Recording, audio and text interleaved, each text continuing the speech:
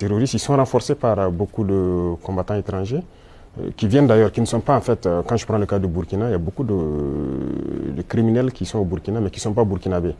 Il y a aussi des formateurs qui viennent de beaucoup de pays pour les apprendre beaucoup de techniques. Mais quel est leur intérêt?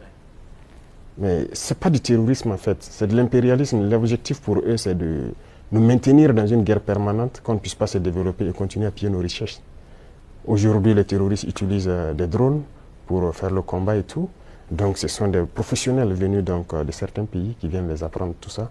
Tout ça, c'est pour continuer à nous maintenir dans une situation d'insécurité.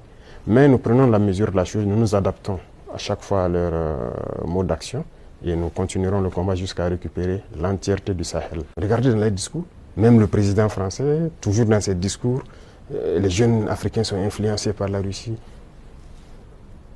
Il le dit, les médias occidentaux, vous les écoutez souvent, ils ne passent leur temps qu'à mentir. Et regardez aujourd'hui l'AES qui est un modèle qui est en train de se dessiner.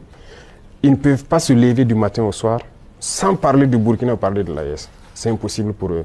Et chaque fois, ils cherchent à envoyer des informations pour diviser, pour manipuler la jeunesse. Mais ça ne passe plus. Je pense que les gens sont assez conscients.